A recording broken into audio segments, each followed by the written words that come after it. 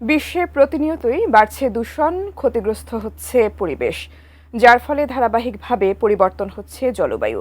আর এই জলবায়ু পরিবর্তনের কারণে মরু অঞ্চলে হচ্ছে তুষারপাত, আর মেরু অঞ্চলের বরফ যাচ্ছে গলে, যা হাজার হাজার বছর ধরে লুকিয়ে থাকা ভয়ানক ভাইরাসকে নিয়ে আসছে মানবজাতির কাছে, সৃষ্টি করছে নতুন মহামারীর আশঙ্কা। বিস্তারিত শিহাব ইসলামের ডেস্ক রিপোর্টে।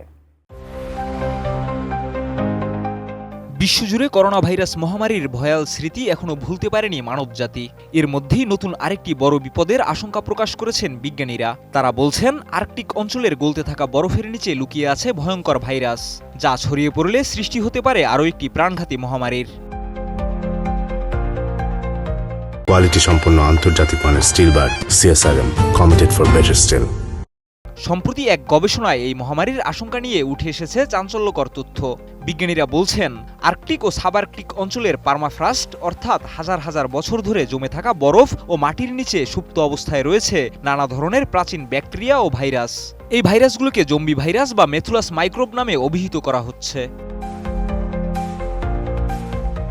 বরফ গলতে শুরু করায় এই জীবাণুগুলো মুক্ত হয়ে যেতে পারে প্রকৃতির মাঝে। এর ফলে মানবদেহে সংক্রমণ ছড়িয়ে পড়ার সম্ভাবনা তৈরি হচ্ছে, যা নতুন মহামারীর জন্ম দিতে পারে বলে সতর্ক করেছেন বিজ্ঞানীরা।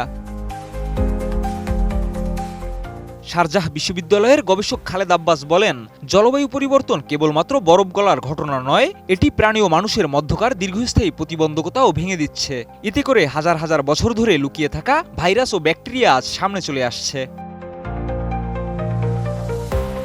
2014 সালে সাইবেরিয়ায় হিমায়িত পার্মাফ্রস্ট থেকে বিজ্ঞানীরা আবিষ্কার করেন একটি সক্রিয় পুরাতন ভাইরাস। আবার 2016 সালে এক মৃত পশুর দেহ থেকে অ্যানথ্রাক্স জীবাণু ছড়িয়ে পড়ে। এছাড়া সম্প্রতি পশ্চিম চীনের একটি হিমবাহ থেকে 1700টিরও বেশি অজানা ভাইরাসের খোঁজ মিলেছে। এসব ভাইরাসের প্রকৃতিতে ফিরে আসা মানুষের জন্য মারাত্মক হুমকি হয়ে দাঁড়াতে পারে বলে আশঙ্কা করেছেন বিজ্ঞানীরা। বিশ্ব যেখানে এখনো কোভিড-19-এর ক্ষতি কাটিয়ে উঠতে ব্যস্ত, তখন এই নতুন সম্ভাব্য বিপদের তথ্য বিজ্ঞানীদের নতুন করে ভাবতে বাধ্য করছে। বিজ্ঞানীরা বলছেন, এখনই সতর্ক না হলে ভবিষ্যতে এই ভাইরাস হয়তো আরও ভয়ঙ্কর এবং বিধ্বংসী হবে। শিহাব ইসলাম, ATN নিউজ।